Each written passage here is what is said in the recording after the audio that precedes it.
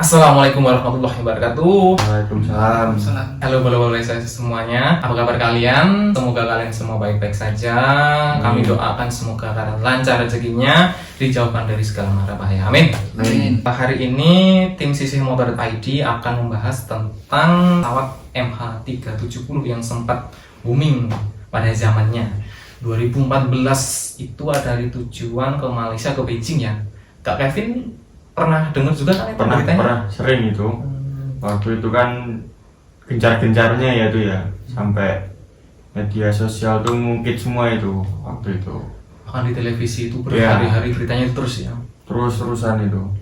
Mas Ari dulu tahu beritanya tentang itu? Tahu Mas, itu waktu masih sekolah kayak. Masih sekolah? Iya, masih sekolah dia Mas ya. TK atau? Oh, SMA. SMA ya. Iya. MH370.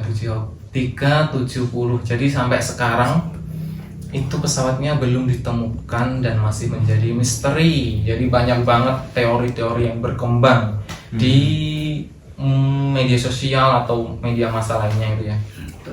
Banyak banget kan.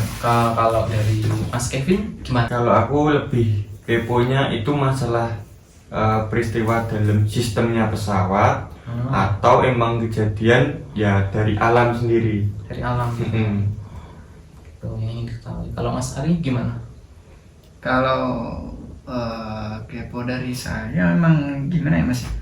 Kalau saya sendiri untuk keponya reviewnya baru beberapa hari ini baru mau mengulik lagi untuk review yang dulu sudah beritanya hilang.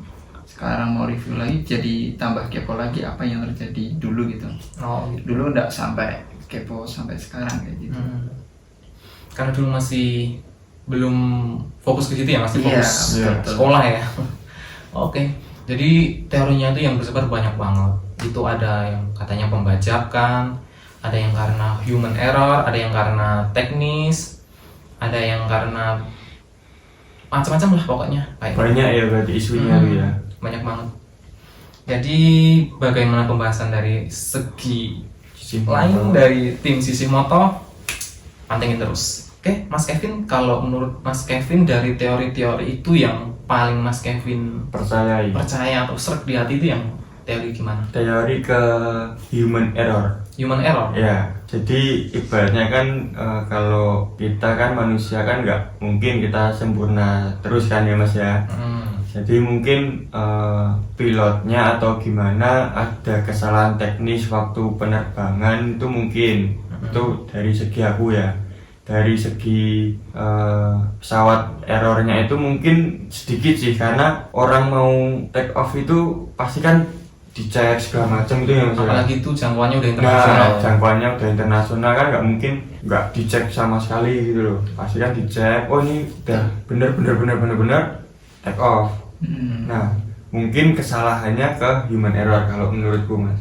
Oke, kalau dari Mas Ari, dari berbagai macam teori antar pembajakan, human error, teknis, alam atau dan lain-lainnya itu menurut Mas Ari gimana ini? Kalau saya ini awal dulu ya, untuk saya mungkin lebih ke sama sih kalau dari Mas Kevin, human error sebenarnya. Human error ya. Cuma kalau saya lebih detailnya kayak human error emang dari kayak ada unsur kesengajaan atau kalau nggak salah kayak gitu. Ada unsur kesengajaan kayak gitu. Betul. Nah ini unik nih, tim Sisih Moto pasti pengen tahu. Kalau dari segi mistis atau supernaturalnya dari Kang Ari gimana itu dapat gambaran kayak gitu? Itu kayak gimana Kang Ari? Tadi udah saya coba untuk review dari awal tadi sebelum ini saya cari-cari kembali lagi untuk flashback ke tahun 2014 ya, MH370. Kalau saya ini belum sampai saya tahu detailnya, cuma saya melihat di situ kalau dari sisi pilot kan ada yang mengatakan faktornya karena pilot itu bunuh diri.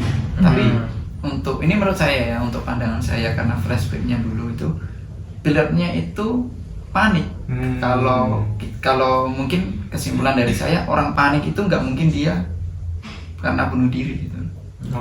Gitu. Jadi untuk pandangan awal saya, karena kepo dengan pilotnya, saya lihat untuk pilotnya itu panik, dan orang panik seperti itu nggak mungkin dia faktornya karena dia bunuh diri. Itu menurut pendapat saya seperti itu.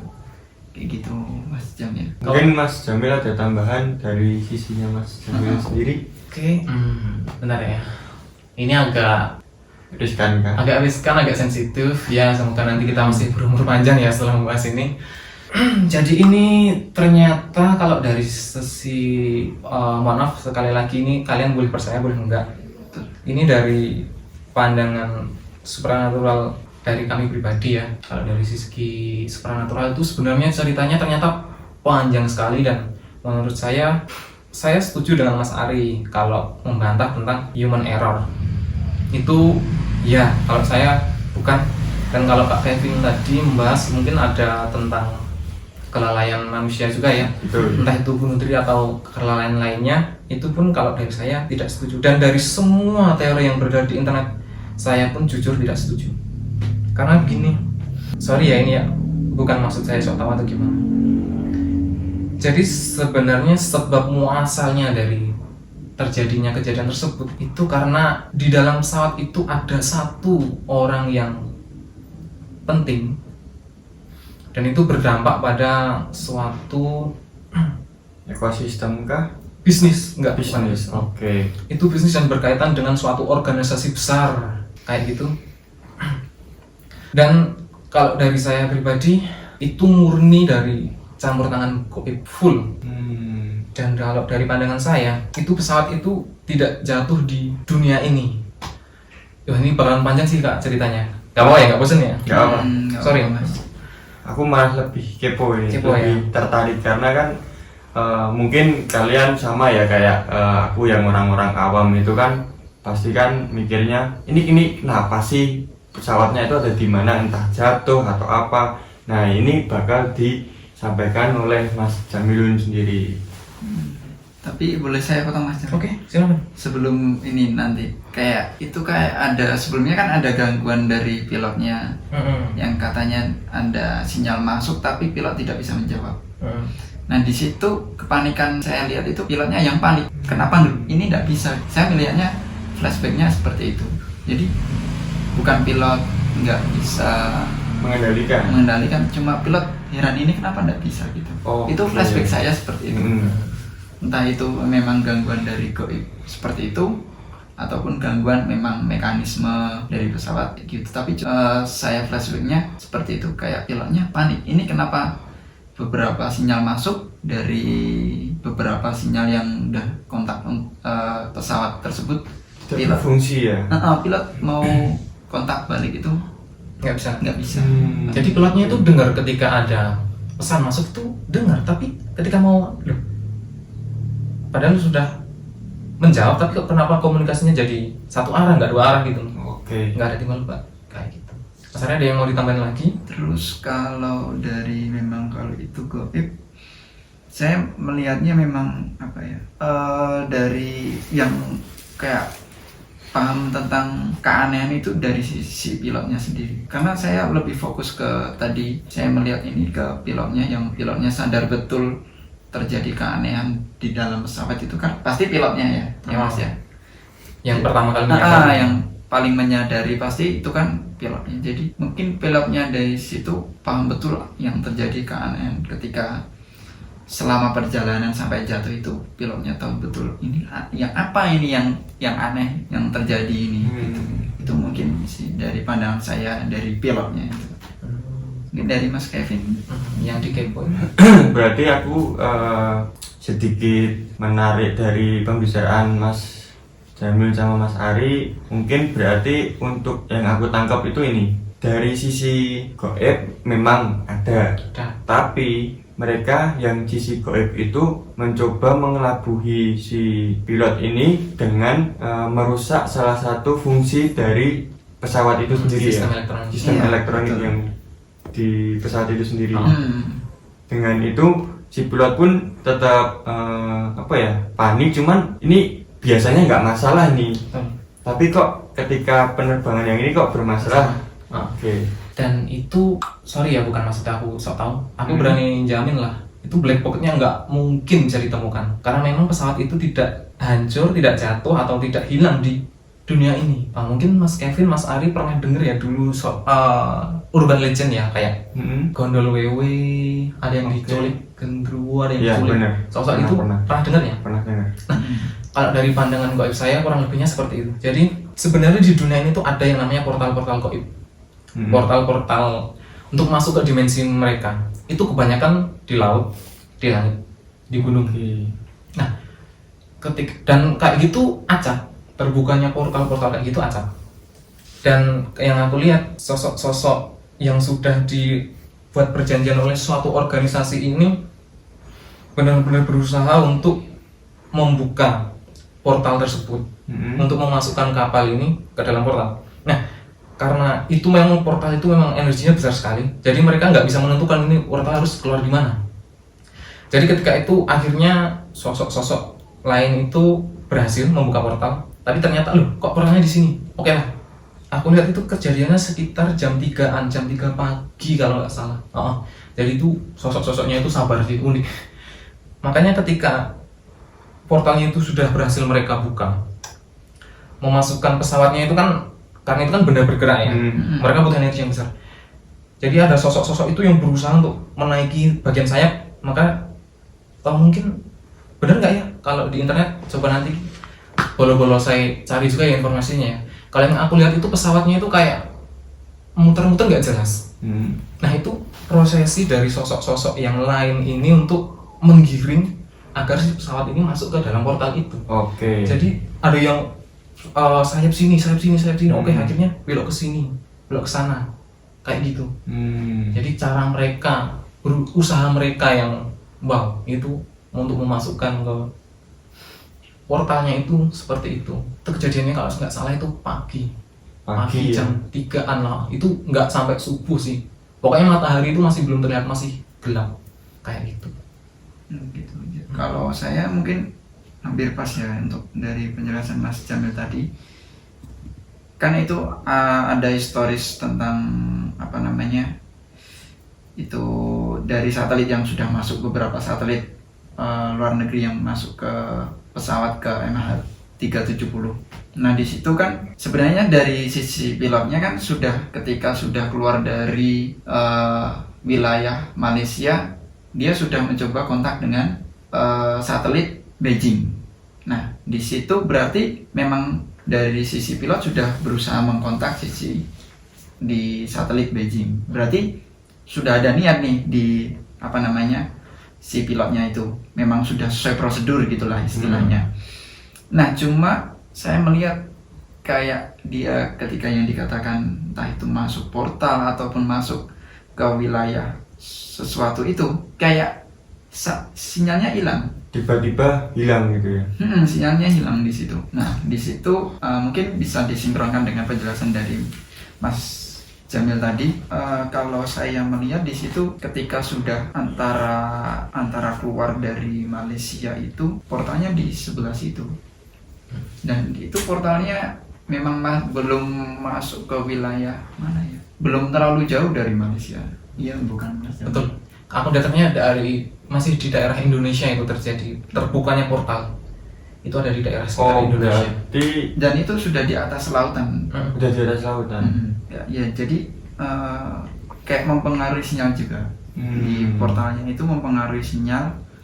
Ini kayak misal ya, ini contoh kita. Ini pengalaman saya. Untuk pengalaman saya ketika waktu saya pergi naik gunung kan. Di situ kita sama temen nih bawa HT kan ada jaraknya. Tapi ketika ada gangguan seperti itu pasti hilang ya. Bukan sampai hilang sebenarnya, cuma ada suaranya nggak jelas atau gimana kayak gitu. Memang mungkin, gangguan dari sana ya. Mungkin hampir seperti itu contohnya kayak gitu. Nah, itu perumpamaannya kayak gitu. Nah itulah kenapa mungkin sinyalnya ketangkap enggak, karena itu memang butuh proses yang sulit banget sebenarnya untuk memaksa sosok yang nyata ini untuk masuk ke dunia yang lain. Mungkin Mas Kevin tahu kan ya kayak pelajaran zaman SD SMP ketika meteor itu masuk ke bumi itu kan pasti nggak utuh, Iya. pasti pecah Benar. dan bahkan sampai nggak tersisa. Berkeping-keping kan. Karena itu kan masuk ke alam yang lain. Dan Hmm. setiap alam tuh pasti punya kayak pelindung kayak gitu. Itu berarti sampai sekarang pun Hancur itu mas, aduh ya Tuhan. orang belum tahu ya keberadaannya tepatnya di mana ya. Nah itu kalau dari saya itu udah hancur lebur itu pesawatnya itu. Oke. Hancur, wah ya kayak fenomena ketika Meteor itu ya. meteor masuk ke bumi. Jadi ketika masuk ke alam lain, karena sudah beda alam dan energinya berbeda itu, bentrok luar biasa terjadi. Tapi kok kalau dari pandangan gue mas ya, kalau semisal pesawat itu masuk ke portal dimensi lain, itu kan pecah tuh. Nah, Itu mereka nggak sampai ke bumi ya berarti ya? serpihannya ada yang sempat jatuh di bumi, ada. Oh sempat berarti ya? Sekitar 20% serpihan Masuk pesawat ke yang bumi pecah ya? itu masih tertinggal di bumi.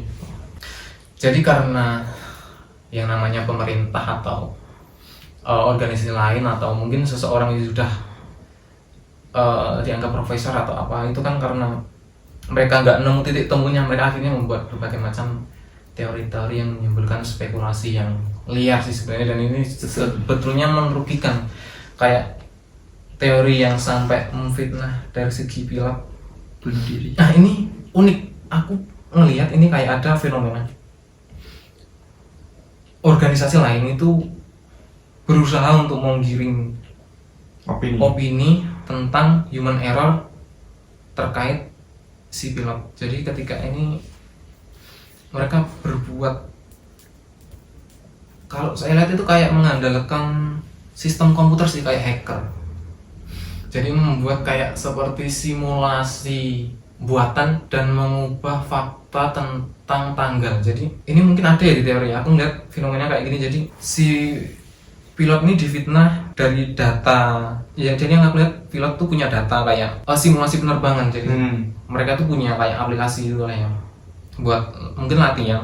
Itu ada yang meretas itu dan membuat seolah-olah memang sengaja si pilot ini membuat simulasinya itu berputar-putar. Jadi seolah-olah untuk memperkuat argumen kalau si pilot ini bunuh diri. Padahal sebenarnya enggak, itu memang buatan dari gaib ya. Organisasi tertentu untuk membuat fitnah seperti itu karena Oh. mereka nggak bisa menentukan titik temu yang memuaskan. Dan ada juga teori tentang katanya terbang sampai kehabisan bahan bakar. Ya itu ada itu. Nah itu kan berat apa ya namanya, kayak janggal aja gitu. Kalau aku untuk kehabisan bahan bakar sih nggak mungkin ya, karena kan mau terbang pun ya tim survei untuk sistem segala macam kan pasti udah ya dipersiapkan lah dengan baik. betul. Dan penjelasan saya awal tadi, kalau memang pilotnya bunuh diri, kemudian itu memang faktornya dari pilot. Kan pertama saya lihat itu pilot tidak ada pilot memang itu rasa paniknya luar biasa di situ. Dan kalau memang ada kehabisan bahan bakar, pasti pilot akan mencari landasan udara terdekat. Oke. Nah, Buat antisipasi. antisipasi. Dan satu lagi, di pilot itu terbang di masih wilayah Malaysia dengan ketinggian yang kalau sesuai data dengan ketinggian tersebut pasti akan kelihatan walaupun malam hari dan itu katanya cuaca baik, pasti akan kelihatan gitu dari radar gitu kan, mana ini laut, mana ini pulau kayak gitu. Pasti dia akan mencari yang terdekat gitu. Oke Mas, ini ada pertanyaan ya dari teman-teman TikTok. Mas Kevin ngerasa kehadiran penumpang yang minta tolong nggak? Ada satu bapak-bapak yang minta tolong katanya di situ. Oh ya, thank you. Ini ada salah satu anak indigo yang tahu ternyata ya. Jadi ketika kita kayak gini membahas sesuatu tentang hal yang tak selazimnya, itu sosok-sosok kayak gitu tuh pasti terpancing. Kalau kayak ibarat kata kayak kita menghidupkan lampu lah, tiba-tiba celing kayak gitu kan, terus menarik, apa itu? Oh ternyata yang dibahas tentang kayak gini. Akhirnya mereka datang. Ya, sebenarnya nggak cuma ada bapak-bapak doang, ada banyak yang sudah ikut. Ini aku sudah merinding sini Mas. Banyak. Jadi apa yang kita bicarakan itu mereka terasa juga ya. ini aku dapat tiba-tiba dapat pandangan. Jadi untuk meruntuhkan pandangan kalian ya dari fitnah kepada si sosok pilot.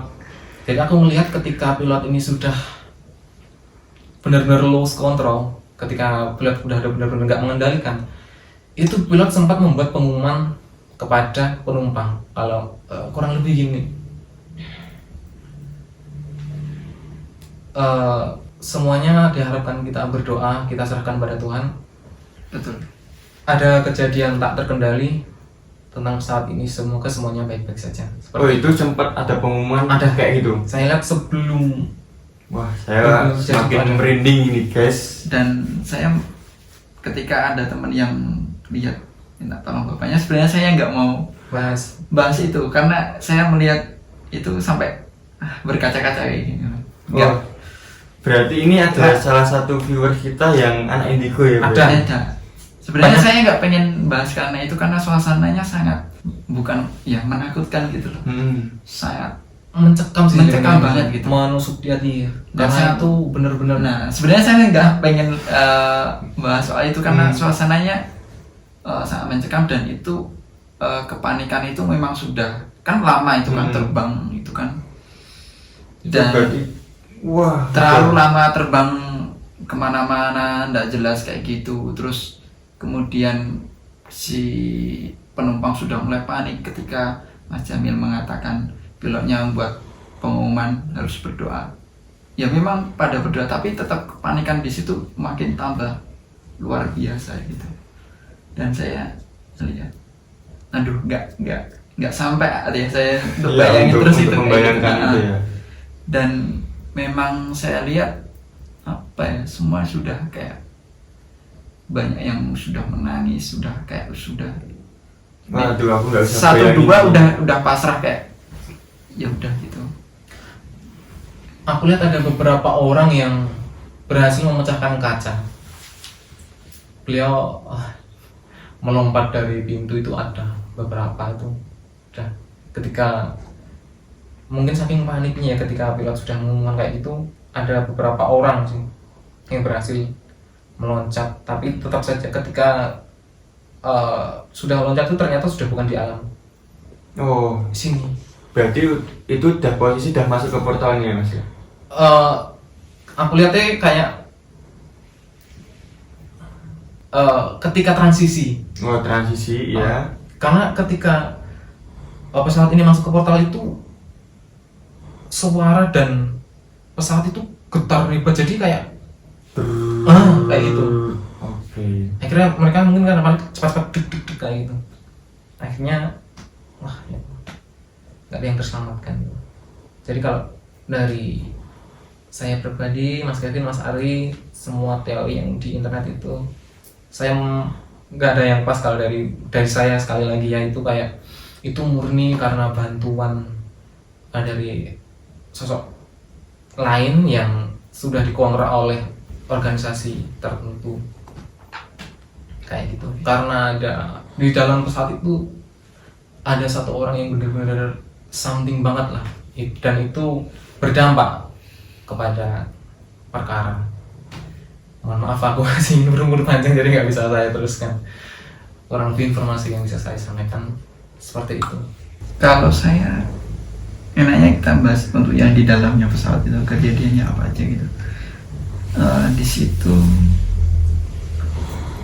saya melihat ada satu orang di situ. Saya penasaran nih karena tadi ada yang mancing kayak gitu, jadi saya penasaran.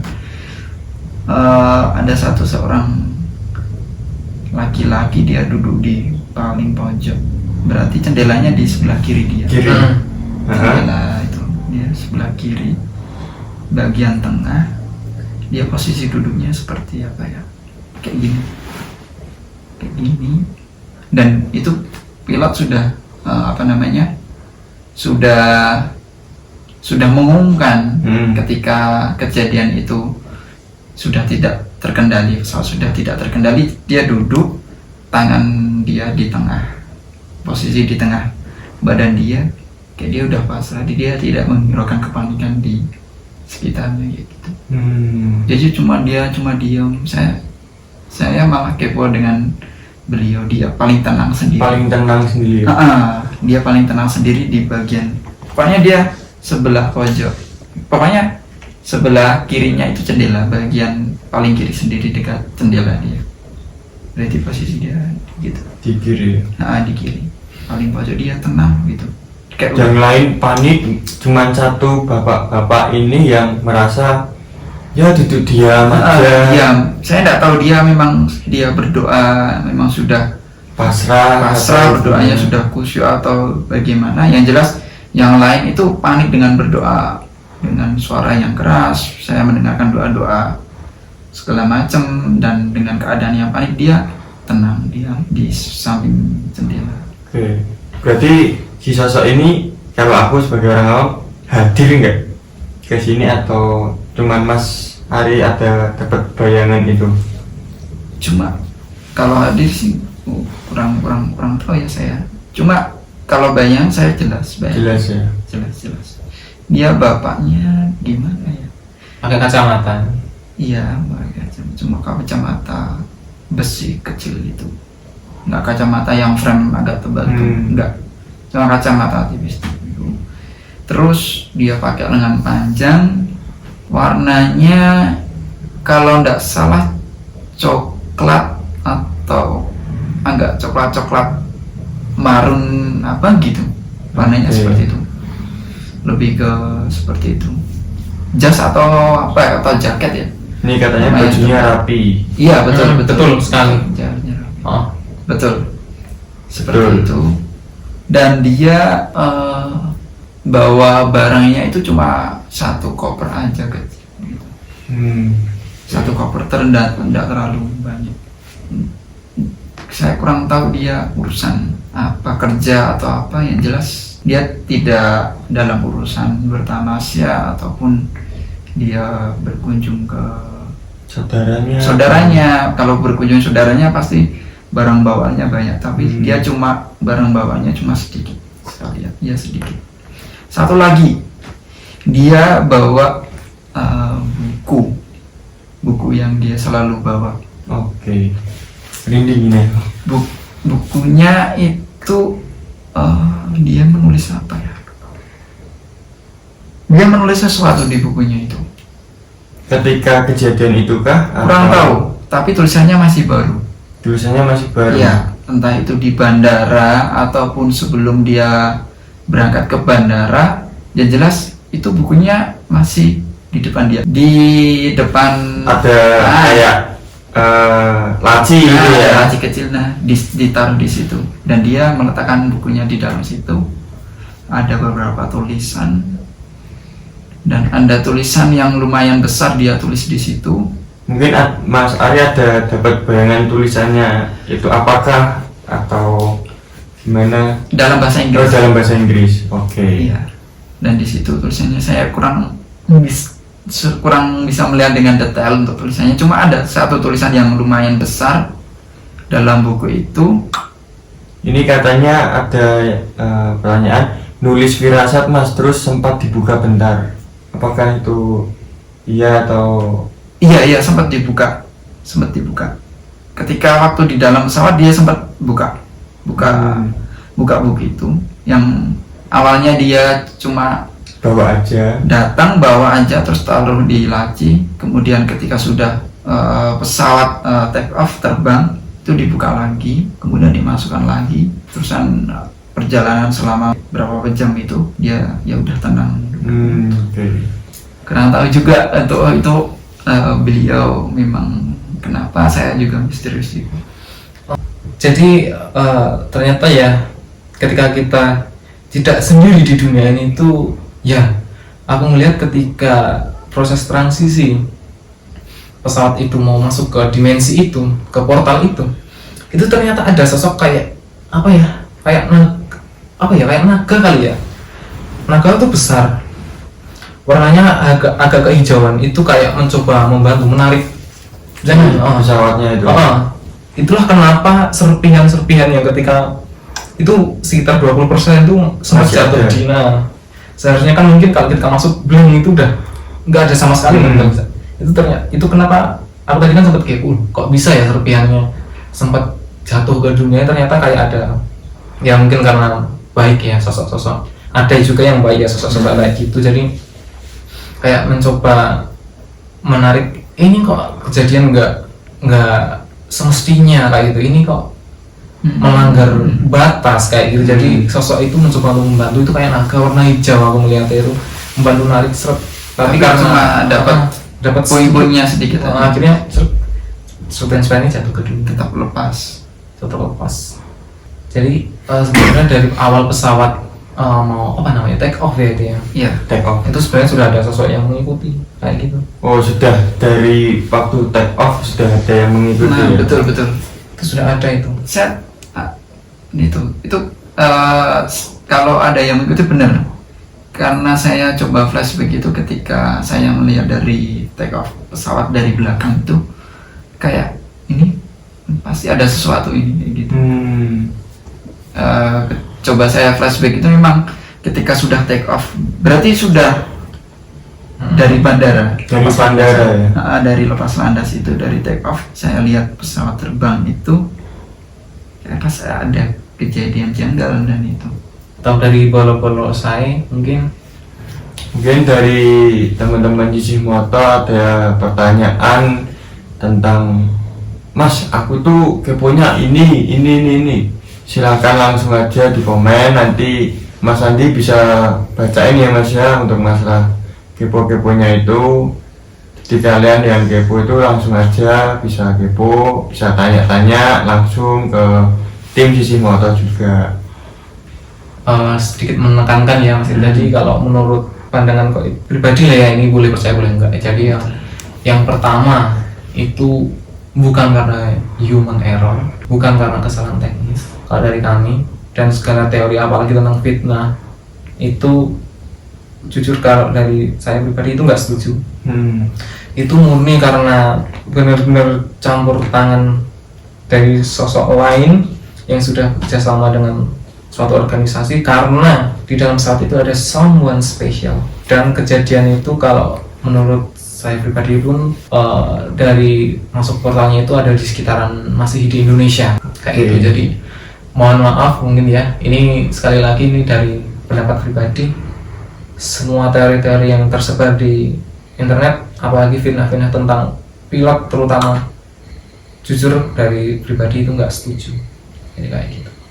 Kalau aku sih ya namanya aku orang awam masih emang masa sih kok masuk ke portal segala macam kayak gitu, itu percaya nggak percaya. Jadi buat teman-teman saya, kalau kalian mempercayai hal-hal yang kayak gitu ya silahkan kalian percayai. Kalau kalian nggak percaya ya sudah, jadi nggak usah diperpanjang atau diperlebarkan lagi. Kita di sini cuman kayak menginformasikan saja, bukan berarti oh ini pasti, bukan. Kita juga ada salahnya mungkin. Ini kita cuma menyampaikan aja. Kalau kalian ada pandangan lain ya kalian boleh percaya pandangan kalian sendiri gitu. Jadi kalau kita itu menginformasikan apa yang kita dapat aja, apa yang kita kepo aja. Jadi ya jadi diri kalian sendiri aja lah. Kalau misalnya kalian masih belum percaya tentang hal-hal yang kayak gitu ya itu nggak masalah, buat kita nggak masalah Mas ya. Kita juga nggak mau berdebat yang oh ini dari pemikiranku memang kayak gini, kamu salah kayak gini. Itu enggak. Pemikiran kita ya pemikiran kita, pemikiran kalian ya pemikiran kalian, itu aja. Sama tambahan juga mau pergi kemanapun jangan lupa tetap doa, itu Ya, intinya. benar. Jadi kalau memang ini ya kalau kita kan cuma pandangan goib ya. Kalau kita kan kekuatan doa itu paling utama, Paling kita, penting ya Mas. paling Ya. penting buat kita. Mau kita ya sesuai agama masing-masing lah. Dan kekuatan doa itu pasti bisa membantu kita. Walaupun memang takdir kita tetap Tidak sesuai tidak sesuai dirinya. Ya. Ya, kita sebagai manusia tetaplah disuruh tetap berusaha ya Mas ya. Ya, intinya kita sebagai manusia disuruh mempersiapkan diri, intinya gitu. Dan berusaha terus. Benar. Oke, dan ini ya untuk terakhir ya, kami memohon untuk keikhlasan dari bola-bola saya semuanya. Yuk sekali lagi atau mungkin beberapa kali lagi, jangan pernah bosan-bosan untuk kita bantu mendoakan, entah itu si korban ataupun kamar yang ditinggalkan, dan semoga konflik itu tidak akan terulang lagi. Terima kasih bola-bola saya semuanya. Nantikan liputan kami selanjutnya ya tentang melisik hal-hal yang mungkin kurang wajar, dan mohon maaf karena kami mungkin tidak bisa memberikan informasi yang cukup vulgar, cukup detail karena beberapa alasan yang mohon dimaklumi. Mungkin tambahan kalian untuk beberapa saya jangan lupa subscribe channel Sisi Moto ini, jangan lupa share, jangan lupa dinyalain loncengnya, karena kita nggak cuman berbicara kayak gini aja, bakal ada penelusuran ya Mas ya. Betul.